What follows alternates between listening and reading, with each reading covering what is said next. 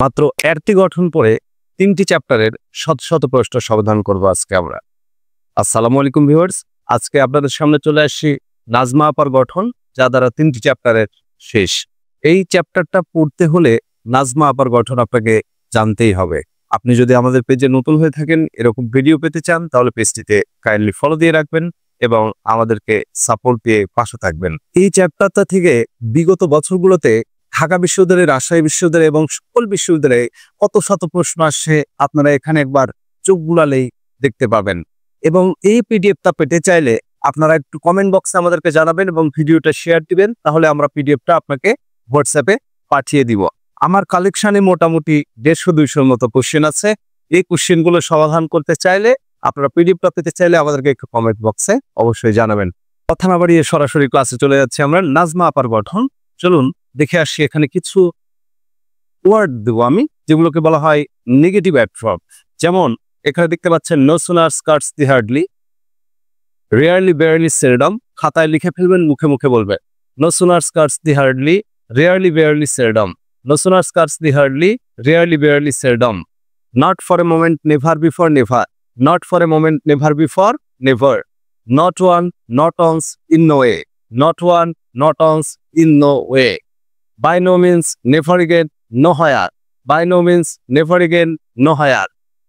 Only rarely, under no circumstance, at no time. Only rarely বা only plus adverb, only plus preposition, যাবতীয় only plus preposition কে negative adverb বলা হয়। Neither নর so, এটা লাল কালিতে লিখেছি, এটা দারুণ তাৎপর্য আছে, কারণ এই 3টা নেগেটিভ অ্যাডভার্ব এটা জানলে আপনার আরো একটি চ্যাপ্টার শেষ হবে। তাহলে এই অংশটা একটু দেখে নিই। No sooner scarcely, hardly, rarely, barely, seldom, not for a moment, never before, never, not one, not else, in no way, by no means, never again, nowhere, only rarely, under no circumstance, at no time, এবং neither nor so, এগুলোকে বলা হয় negative adverb. Negative adverb, negative adverb যদি কোনো সেন্টেন্সের শুরুতে বসে, negative adverb যদি কোনো সেন্টেন্সের শুরুতে বসে, তাহলে তার গঠনটি হবে নাজমার মতো। গঠনটি কার মতো হবে? নাজমার মতো। নাজমা দ্বারা কি বোঝায়? এনে হচ্ছে নেগেটিভ ওয়ার্ড বা নেগেটিভ অ্যাডভার্ব এগুলো। তারপরে বসবে আগে অক্সিলারি ভার্ব, এতে হচ্ছে অক্সিলারি ভার্ব, এসে হচ্ছে subject, M A main verb, এতে এক্সটেনশন। সাধারণত একটা সেন্টেন্সের গঠন কেমন হয় বলুন তো? প্রথমে সাবজেক্ট, তারপরে অক্সিলারি ভার্ব, তারপরে মেইন ভার্ব বসে। কিন্তু নেগেটিভ অ্যাডভার্ব গুলো যদি সেন্টেন্সের শুরুতে বসে, তাহলে তার গঠনটা উল্টে যায়। এই জন্য এই চ্যাপ্টারটার নাম ইনভার্সন অফ ভার্ব। বাক্যে জোর প্রদানের জন্য এই ভার্বকে উল্টায় দেওয়া হয়। তাহলে ইনভার্সন অফ ভার্বের ক্ষেত্রে মূল ব্যাপারটা কি? নেগেটিভ অ্যাডভার্ব যদি সেন্টেন্সের শুরুতে বসে, তারপরে আগে সাবজেক্ট নয়, আগে বসাতে হবে কি? অক্সিলারি ভার্ব, তারপরে সাবজেক্ট, তারপরে মেইন ভার্ব। যেমন আমরা একটা গান শুনেছি, এমন দেশটি কোথাও খুঁজে পাবে না কো তুমি। এটার ইংরেজি ট্রান্সলেশন কি হবে? এটাই এই এক্সাম্পল দিয়ে আমি শুরু করছি। তাহলে আমি একটা সেন্টেন্স লিখছি, একটু লক্ষ্য রাখবেন।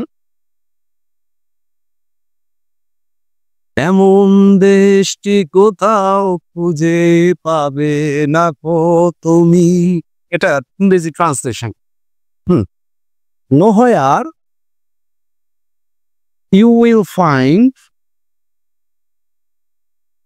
such a country.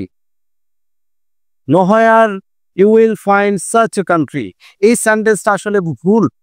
কেন? নোহায়ার সেন্টেন্সের কোথায় বসেছে? শুরুতে বসেছে। তাহলে এরপরে আগে সাবজেক্ট বসবে না, আগে অক্সিলারি ভার্ব।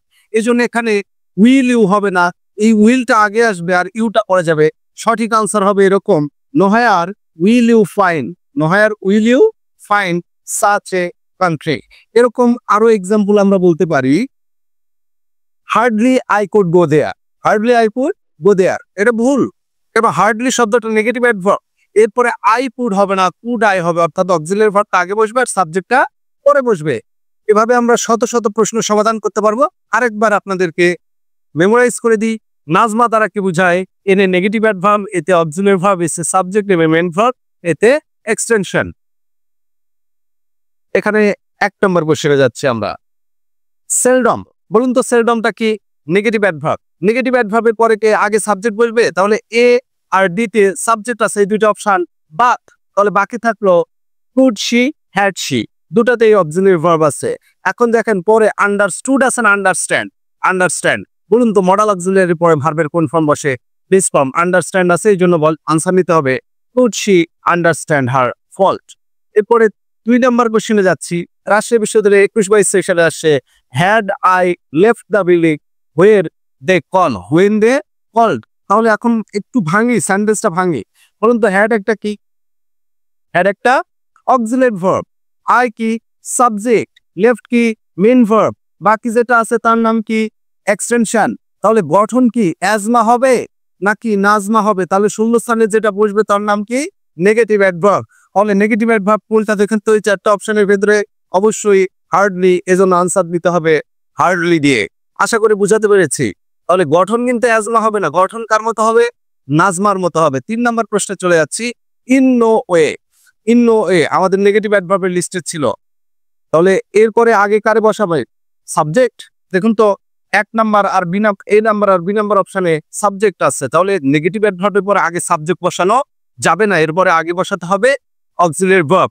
তাহলে can we justify, can we justify দুটোই তো সঠিক লাগছে, কিন্তু বলুন তো can, could, shall, should, will, use, may, might এগুলো কি মডেল অক্সিলারি, তারপরে ভার্বের কোন ফর্ম বেস ফর্মের জন্য আনসার নিতে হবে ক্যান উই জাস্টিফাই।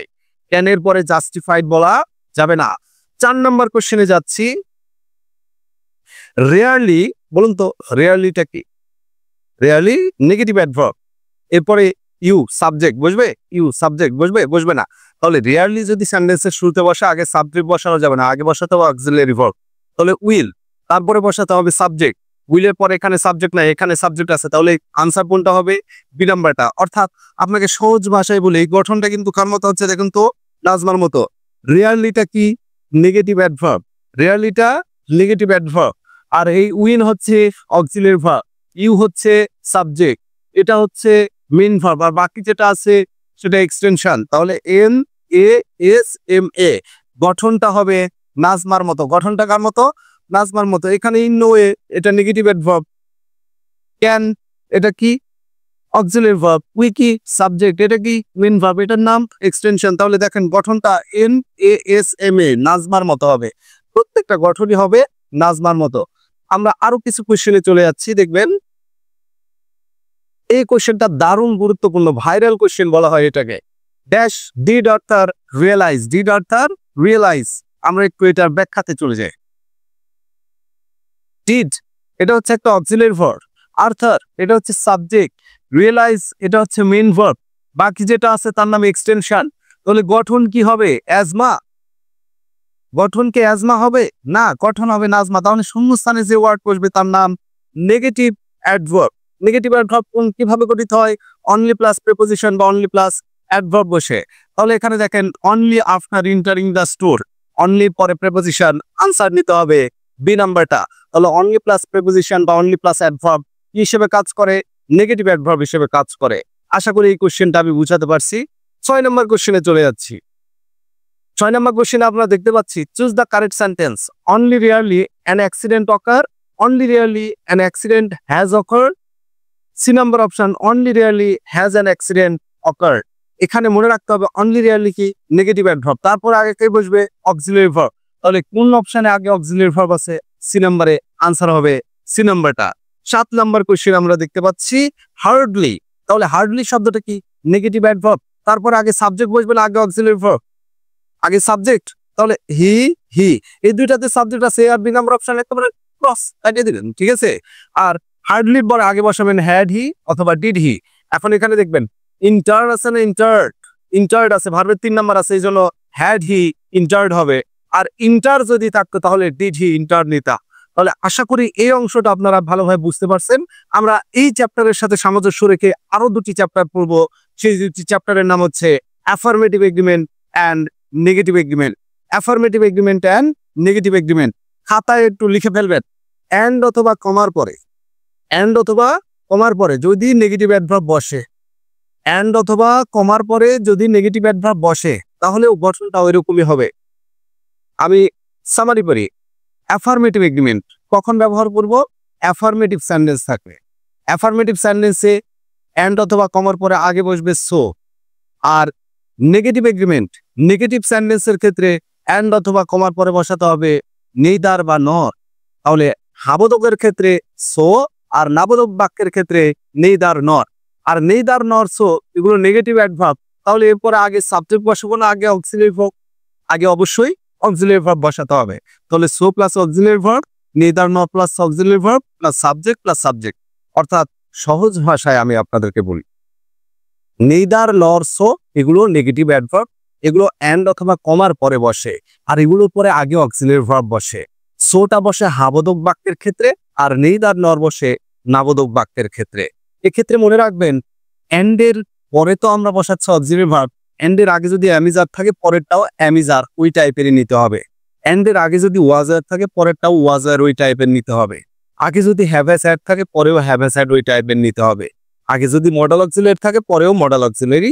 আগে যদি ডু ডাজ ডিড থাকে, আগে যদি কোনো ভার্ব অক্সিলারি ভার্ব না থাকে তাহলে ডু ডাজ ডিড নিতে হবে, ডু ডাজ ডিড নিতে হবে।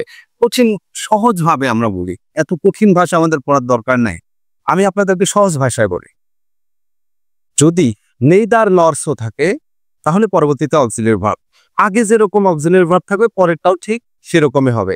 যেমন he is hard working, he is hard working. Dhaka বিশ্ববিদ্যালয়ের কোশ্চেন, ঢাকা বিশ্ববিদ্যালয় মাঝে মাঝে এই টপিকসটা থেকে কোশ্চেন করে। অ্যান্ড ড্যাশ, তাহলে এটা হাবোধক বাক্য, তাহলে পরবর্তীতে সো বসবে, সো এর পরে auxiliary verb plus subject, so এর পরে সাবজেক্ট বসবে না, এটা বাদ। সো এর পরে অক্সিলারি ভার্ব প্লাস সাবজেক্ট, এটাও ঠিক লাগছে। So plus auxiliary verb plus subject, এটাও ঠিক লাগছে। কিন্তু একটু লক্ষ্য করবেন, অ্যান্ড এর আগে অ্যামিজার আছে, তাহলে পরেরটাও আনসার কি নিতে হবে? অ্যামিজার দিয়ে। এই জন্য আনসার হবে সো অ্যাম আই। একবার মনে মনে বলুন, মুখে মুখে বলুন, নেইদার নর so plus auxiliary verb, neither নর সো প্লাস অক্সিলারি ভার্ব। আগেও যেরকম ভার্ব পরেও সেরকম ভার্ব, আগেও যেরকম ভার্ব পরেও সেরকম ভার্ব। এই কথাটা মনে রাখলেই কাজ শেষ। He can not drive a car, he can not drive a car. এই যে কমা দেওয়া আছে, neither can not I, neither নিজেই নেগেটিভ। এখানে আমরা যতগুলো নেগেটিভ অ্যাডভার্ব পড়েছিলাম ওই সেন্টেন্সে নট ব্যবহার করা যাবে না, কারণ তারা নিজেই নেগেটিভ। তাহলে নেইদার ক্যান নট আই এটা আনসার হবে না, নেইদার ক্যান আই। নেইদার নর so plus auxiliary verb plus subject. এখন মনে মনে ভাবছেন সো ক্যান আই হলো না কেন? সো বসে হাবোধক, এই যে এখানে নাবোধক, এই জন্য নিলাম নেইদার দিয়ে, এটা ছিল হাবোধক এই জন্য দিলাম সো দিয়ে।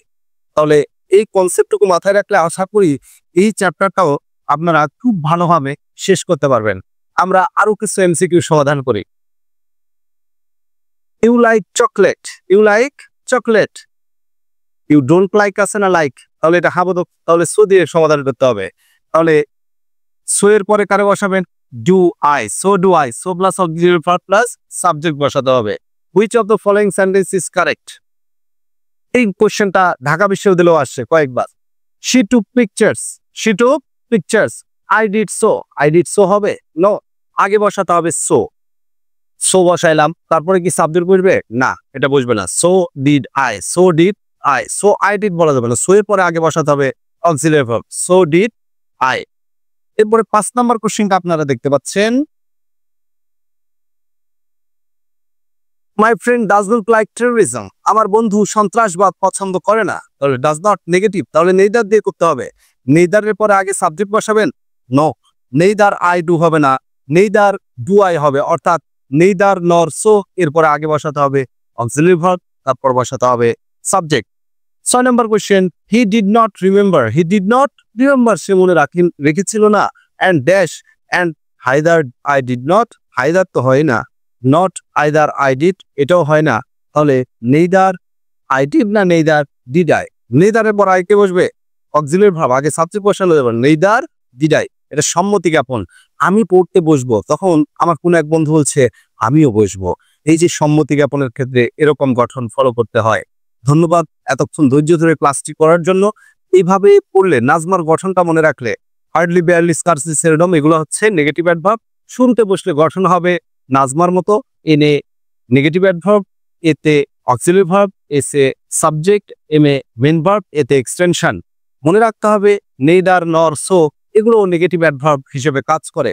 এগুলোর পরে আগে সাবজেক্ট বসানো যাবে না, এগুলোর পরে আগে বসবে অক্সিলারি ভার্ব। অক্সিলারি ভার্বটা বসবে আগের সেন্টেন্সে যেরকম, পরেরটাতেও সেরকম ভাবে বসতে হবে। আর মূল ব্যাপারটা, বিষয়টা মাথায় রাখবেন, এখানে হাবোধক বাক্যের ক্ষেত্রে বসবে হচ্ছে সো, আর নাবোধক বাক্যের ক্ষেত্রে বসবে হচ্ছে নেইদার অথবা নর। ধন্যবাদ, আমাদের সাথে থাকবেন এবং আমাদের জন্য দোয়া রাখবেন। আল্লাহ হাফেজ।